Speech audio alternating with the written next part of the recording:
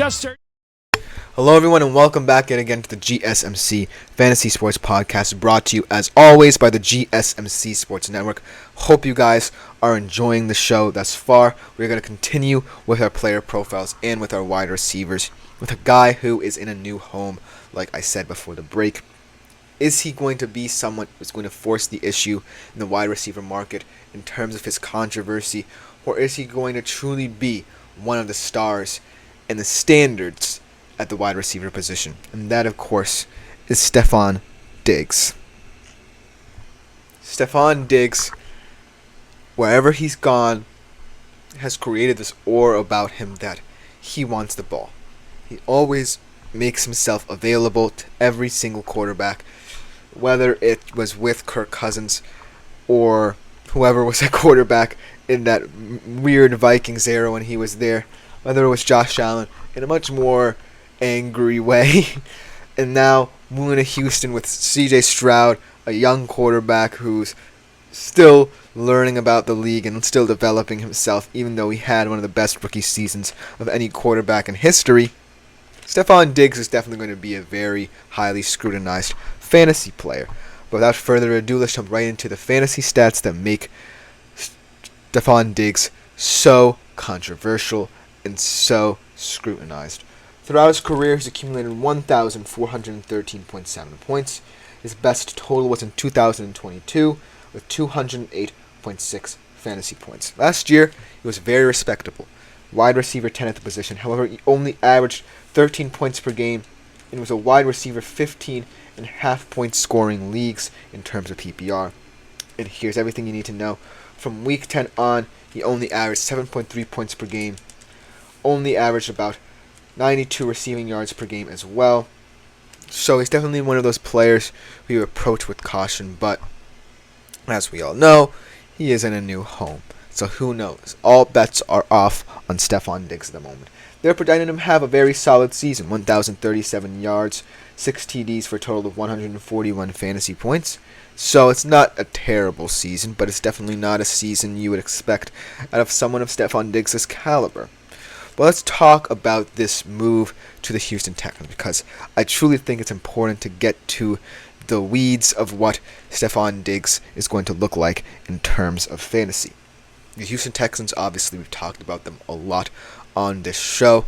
One of the brightest young teams in the NFL, will be contenders every year going forward if and should CJ Stroud and his young receiver core, with Stefon Diggs now in tow, being able to replicate year after year what they've been doing. And so I really think that looking at Stefon Diggs, the lens of what he's going to mean to the Houston Texans, is also vitally important here. Because my huge question surrounding Stefon Diggs is he going to be the guy who is just meant to be the emotional leader of a young receiving core, and in about 2 to 3 years they're going to kick him to the curb? Or is he here for the long term and really someone who's going to establish himself as CJ Stroud's buddy, a guy who is going to help CJ Stroud grow into the league and be sure to maintain the level of dominance we saw in his rookie season? That's the big question, because right now CJ Stroud has a fantastic partnership with the young guys he has in this roster. And Nico Collins, he has a guy he truly loves. I think he's going to be another 1,000-yard receiver on this team. He's going to have a great year again. Tank Dell, before he got injured, truly was a nice little guy, a red zone threat. Not the best in terms of size and strength, but just a very intelligent, savvy route runner. Potentially someone who's going to break out in terms of how many touchdowns he scores. I truly think that Tank Dell is a special talent. And then Noah Brown as well, another one of those not necessarily taller guys. Someone who can make incredible catches. Very good at the point of attack. Has an interesting route tree as well. And so, looking at this wide receiver core, sans Stefon Diggs, it's kind of hard to feel as if Stefon Diggs will immediately supplant any of them, because of the fact that they built something in that season, and they truly believe in the specialties of each and every one of those young receivers. Now, let's also talk about Stefon Diggs' reactions to some of the situations he's been in. In Minnesota, he was always the number one option. That is, before Justin Jefferson came in. He was gone before then, but he was always the number one option. Everyone knew that. Yes, Adam Thielen was there, but he was more a supplementary, tertiary player. He goes to Buffalo, believing that Josh Allen will always entrust him with the ball. It's a couple of great seasons. They make it to AFC Championship games. They can't make it past the Chiefs. And then that's where the tension started to rise. Now, I understand that Stefon Diggs was angry because he wasn't getting the amount of targets he was, but that's the thing.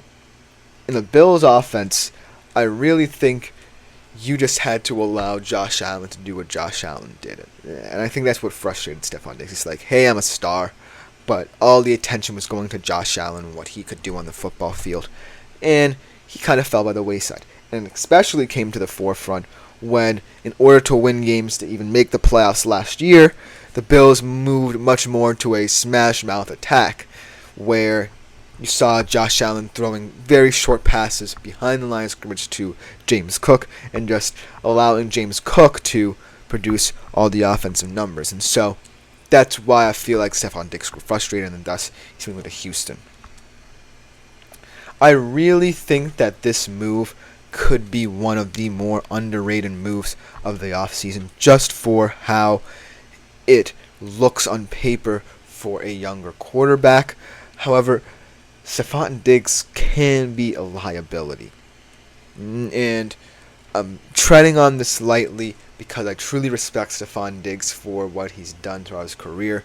He truly established himself as a very savvy route runner, a very intelligent football player. But at this moment in his career, and I'm looking at the wide receiver room he's stepping into, I'm not sure if he can be the leader that the Houston Texans truly think he is. I'm really concerned about, the way he's going to approach stepping into that locker room,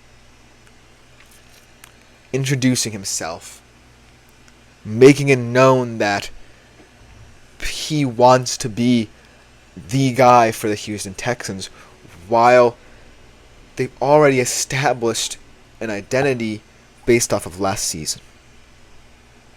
I truly believe that the way he's going to perform in fantasy is going to come down to how DeMeco Ryans handles his volatility and his personality.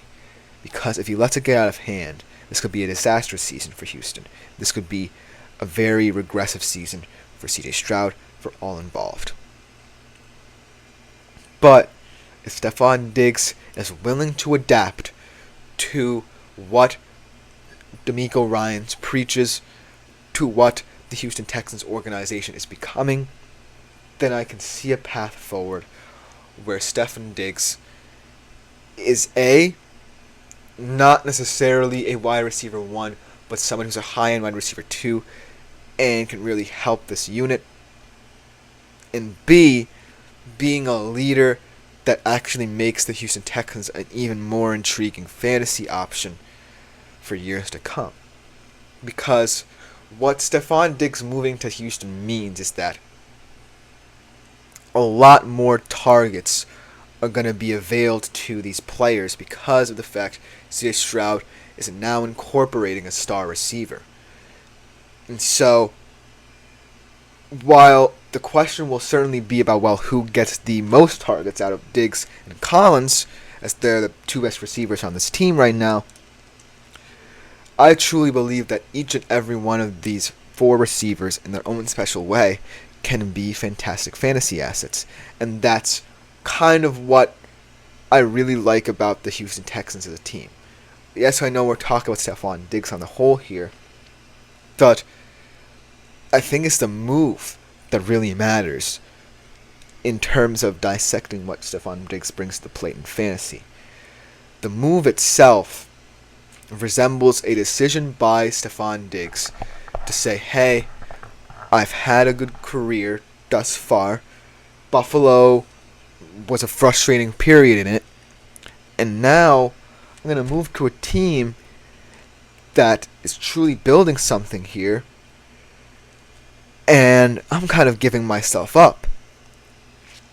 And for him to realize that, who knows what his fantasy season will be like next year. But for him to realize that and thus create more opportunities for a young, hungry squad, that kind of makes him very appealing.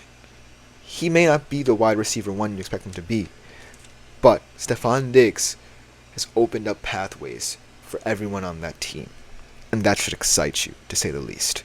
But that will just about do it for this segment of today's show. Coming next, we talk about a younger wide receiver, one of those rookie up-and-comers in his sophomore season. Let's see if he can replicate what he did last year with the receiver he kind of replaced before everything happened for him. Tune in to find out who that is. We'll be right back on the GSMC Fantasy Sports Podcast.